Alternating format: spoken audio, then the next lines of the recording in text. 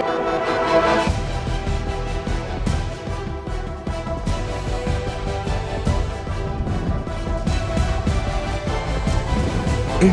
Voice, आपकी सोच, आपकी आवाज।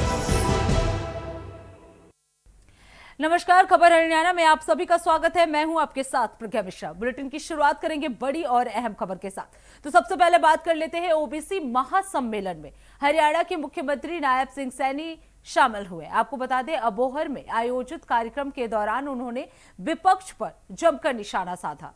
इस दौरान सीएम सैनी ने कहा कि राज्य और केंद्र सरकार समाज के हर वर्ग के उत्थान के लिए लगातार काम कर रही है। विशेषकर ओबीसी समुदाय के हितों को प्राथमिकता दी जा रही है। उन्होंने कहा कि सरकार की योजनाओं का लाभ सीधे जरूरतमंद लोगों तक पहुंच रहा है। इस दौरान उन्होंने विपक्ष पर विकास कार्यों को बाधित करने का आरोप लगाया और कहा कि जनता अब विकास और सुशासन की राजनीति को ही समर्थन दे रही है। और क्या कुछ कहा, चलिए आपको सुनाते हैं। सुनील जाखड़ जी बोल रहे सी, ए लोग की पंजाब दे ने, ए प्यार भी पूरा करते ने, ए पेड़ दी ऊपर साथियों ऊपर सिरे ते चढ़ा देंदे ने। और फिर जदों ये वेखदे हां कि इन्होंने तो भ्रष्टाचार किया, तो धरती ते सुट्टण दा काम भी ये साडे लोग ही करते ने। इस गल दा साथियों पंजाब सरकार नूं ये भाव लग गई है कि आने वाला समय साडा नहीं है। जिन्ना जी चाहे उन्ना लुट लो, लुट को पैसा इकट्ठा कर लो।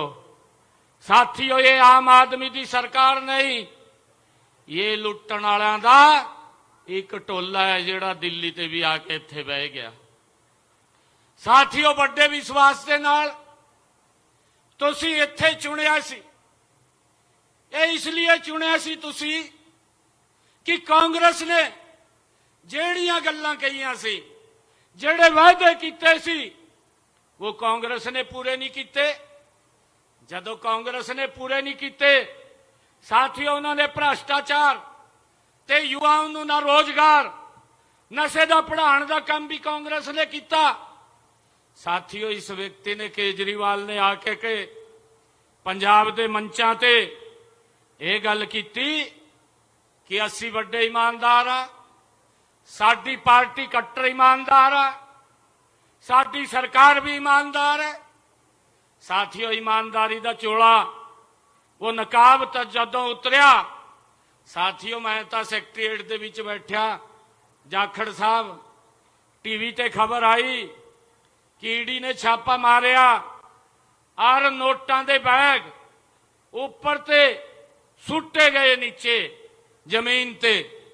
मैं सोचा भी कहीं ये नोटां दे बैग कहीं सैकटरीएट ते तो नहीं सुट्टे गए, परंतु जदों मैं वेख्या तो पता चलिया कि ये खरड़ दे विच इन्हां दा एक व्यक्ति रहिंदा सी और उस व्यक्ति के पास ये लुट दा पैसा इकट्ठा रहिंदा सी। और उत्थे ते जदों ईडी दा छापा लग गया तो बैग दे बैग नीचे सुट्टे और उहदे विच साथियों नोट उड्डण दा काम होया। ये पूरे पंजाब ने, पूरे देश ने वेख्या। साथियों, तुसीं ये फैसला करना है, ये जेड़े ईमानदारां दी गल करदे सी, जेड़े ये लोग की कट्टरवाद की गल करते सी, ये सब ते वड्डे भ्रष्टाचारी निकले ने। ये फैसला साथियों तुसी करना है।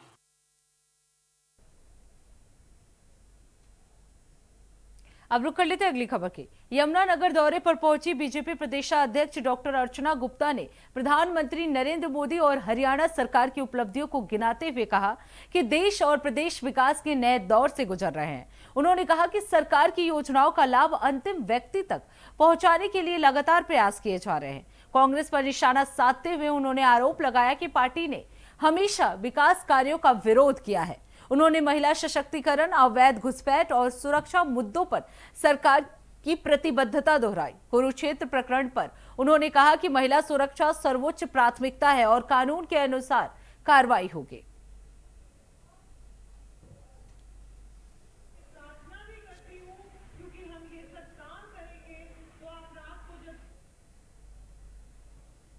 अब रुक कर लेते हैं अगली खबर की। अंबाला शहर के वार्ड नंबर 10 स्थित हीरानगर क्षेत्र में पिछले 3 दिनों से बिजली आपूर्ति पूरी तरह से ठप है, जिससे स्थानीय लोगों को भारी परेशानियों का सामना करना पड़ रहा है। आपको बता दें, भीषण गर्मी के बीच बिजली न होने से जनजीवन प्रभावित हो गया है और पेयजल आपूर्ति भी पूरी तरह से बाधित हो रही है।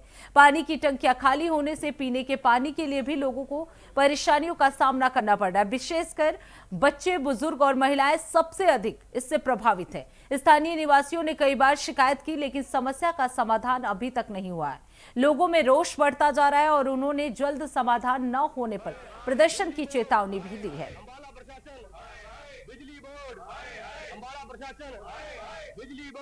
और ये सारे मेरे साथी, हम सब हीरानगर से आए हैं सर। और 3 दिन से सर बिजली की समस्या चल रही है। 3 दिन से लाइट आधा घंटा भी रेगुलर नहीं है। और बिजली के कारण सर पानी की समस्या है, क्योंकि बिजली आएगी तो सर पानी आएगा। ना बिजली है सर, ना पानी है। थोड़ी देर बंदा सह लेता है सर। 3 दिन हो गए हैं, 3 दिन से बिजली पानी की समस्या चल रही है। फोन करने के लिए सर कहीं कंप्लेंट करो, कोई फोन नहीं उठा के राजी जी। अब हम सब यहाँ मिलने आए अफसरों को, तो कोई अफसर अपनी सीट पे नहीं बैठा जी, कोई हमसे मिला नहीं है जी। अब कंप्लेंट हम नहीं करा सकते, अफसर हमें नहीं मिलेंगे तो जनता परेशान कहां जाए जी। हम सार लेंगे, छोटे छोटे बच्चे हैं जी, बिना पानी के, बिना लाइट के, वो कैसे सारेंगे जी। 1 दिन 2 दिन नहीं साहब, 3 दिन हो गए हैं। 3 दिन से जनता परेशान है। अब परेशान होकर हम सभी इकट्ठे होकर यहाँ पे आए हैं, लेकिन यहाँ पे भी निवारण कुछ नहीं है सर। कोई अफसर अपनी सीट पे नहीं बैठा, किसी से हमारी मुलाकात नहीं हुई है और कोई कंप्लेंट नहीं सुनी जाती सर। सारे नंबरों पे कर चुके, 19-12 पे कर लिए सर, 18 शुरू होते 2-3 नंबर उस पे कर लिए, लोकल घास मंडी वाले पे कर लिए, सारे नंबरों पे सबने किए, सारे अकेले नहीं जी, सबने किए बारी बारी, किसी का नंबर पिक नहीं हुआ सर। अब रुक कर लेते हैं अगली खबर की। गुरुग्राम में उषा प्रियदर्शनी को हरियाणा महिला आयोग की नई चेयरपर्सन नियुक्त किया गया है। नियुक्ति के बाद उन्होंने कहा कि उनका मुख्य फोकस राज्य में बढ़ रहे घरेलू हिंसा के मामलों पर प्रभावी कार्रवाई करना होगा। उन्होंने महिलाओं की सुरक्षा, सम्मान और अधिकारों की रक्षा को अपनी प्राथमिकता बताया। आपको बता दें, उषा प्रियदर्शनी ने कहा कि आयोग पीड़ित महिलाओं को त्वरित न्याय दिलाने के लिए पूरी तरह सक्रिय रहेगा।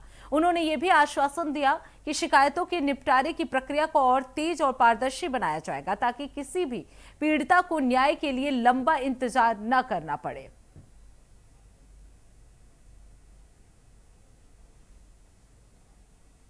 सबसे पहले तो आपके माध्यम से मैं मेरे शीर्ष नेतृत्व का, जिन्होंने मुझे जिम्मेदारी दी है, आदरणीय देश के प्रधानमंत्री नरेंद्र मोदी जी का, राष्ट्रीय अध्यक्ष आदरणीय नितिन नवीन जी का, हमारे गृह मंत्री आदरणीय अमित शाह जी का, हमारे प्रदेश के मुखिया माननीय मुख्यमंत्री नायब सिंह सैनी जी का, हमारे दोनों प्रभारी आदरणीय सतीश पूनिया जी, आदरणीय सुरेंद्र नागर जी, हमारे ऊर्जा केंद्रीय मंत्री आदरणीय मनोहर लाल जी का, और नारी सशक्तिकरण की एक बड़ी मिसाल और हरियाणा को गौरवान्वित करने का काम किया, जिस दिशा में देश के प्रधानमंत्री जी नारी को सशक्त करने के लिए, नारी के हाथ में नेतृत्व देने के लिए एक बड़ी मिसाल हरियाणा को गौरव प्रदान किया है। ऐसी हमारी डॉक्टर अर्चना गुप्ता जी, अध्यक्ष, प्रदेश की अध्यक्ष, हमारे पूर्व के प्रदेश अध्यक्ष आदरणीय मोहनलाल बड़ोली जी के, हमारे फणींद्र नाथ शर्मा जी के, हमारी जो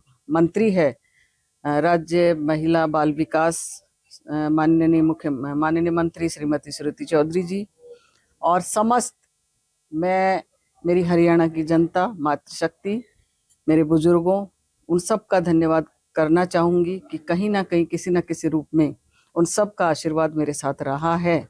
और मैं अपने परिवार का धन्यवाद भी करना चाहूँगी, क्योंकि परिवार के बिना कोई भी नारी, कोई भी महिला, उसका सबसे बड़ा जो सपोर्ट होता है उसका परिवार होता है। क्योंकि परिवार सफ़र करता है जब महिला बाहर सामाजिक क्षेत्र में काम करने निकलती है।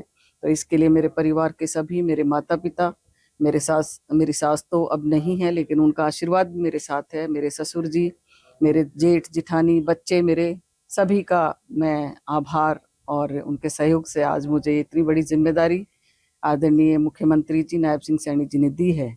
तो तहे दिल से इन सब का मैं आभार प्रकट करती हूँ। अब रुक कर लेते हैं अगली खबर की। अंबाला के साहा इंडस्ट्रियल एरिया में कल लगी भीषण आग पर हरियाणा के मंत्री अनिल विज ने अपनी प्रतिक्रिया दी है। उन्होंने कहा, यह क्षेत्र लगभग 300 औद्योगिक इकाइयों वाला बड़ा इंडस्ट्रियल हब है, जहां बड़ी संख्या में मजदूर काम करते हैं। आग लगने के बाद एक फैक्ट्री पूरी तरह जलकर राख हो गई है। मंत्री विज ने बताया कि घटना की जानकारी मिलते ही उन्होंने संबंधित अधिकारियों और मैनेजिंग डायरेक्टर से बात कर तुरंत फायर टेंडर मौके पर भेजने के निर्देश दिए। उन्होंने कहा कि प्रशासन ने तेजी से कार्रवाई की ताकि आग को फैलने से रोका जा सके और नुकसान कम किया जा सके।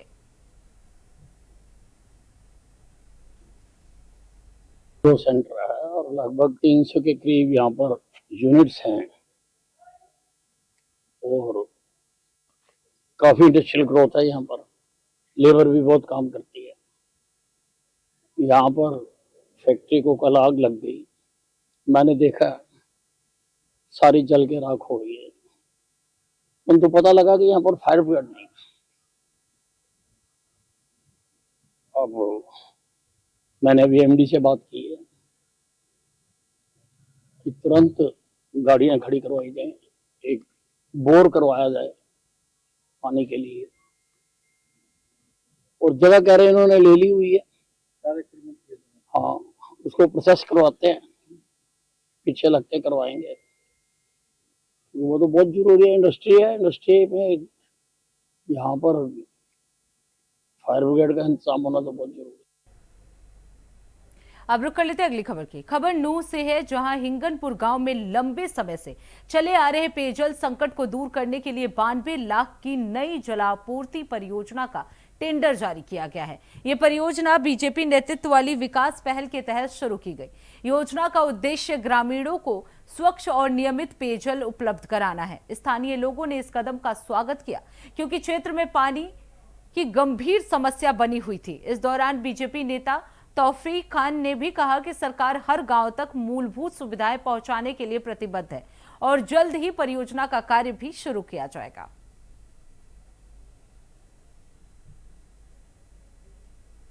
तहे दिल से शुक्रिया अदा करता हूं कि एक जनसंवाद के बात को सुना और जनसंवाद के कार्य को इतनी तेजी से लिया कि मैंने आज से 5-6 महीना पहले ही ये काम दिया था कि माननीय मुख्यमंत्री जी, हमारे गांव में बड़ी परेशानी है कि आज तक 50 साल से हमारा गांव पानी से, हमारी बहन बेटियां परेशान थी।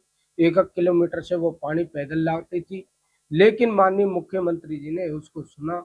मैं पूरे हरियाणा सरकार का, अपने प्रिय बड़े भाई जान मोहम्मद जी का, जिला अध्यक्ष सुरेंद्र सिंह पिंटू जी का, सभी का, जो भारतीय जनता पार्टी के ज्येष्ठ और वरिष्ठ कार्यकर्ता हैं, सभी ने एक मेहनत की कि भाई हर गांव में पानी पहुंचाना है।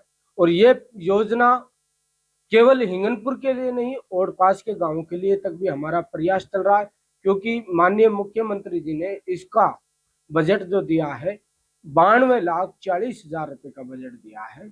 बड़ी खुशी हुई। जो हमारे पास लेटर था, लेटर आपको भी मैंने सेंड कर दिया था और ये पूरा लेटर है, इसको हम बता देते हैं कि 92,40,000 रुपए का सैंक्शन पास हुई है पानी की, जो हिंगनपुर में काफी दिनों से बड़ी परेशानी थी और ये समस्या थी। मैं फिर दिल की गहराइयों से माननीय मुख्यमंत्री जी का आभार व्यक्त करता हूं। धन्यवाद।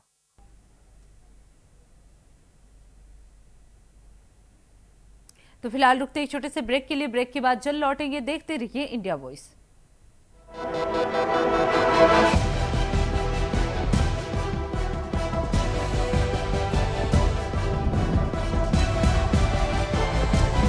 इंडिया वॉइस, आपकी सोच, आपकी आवाज।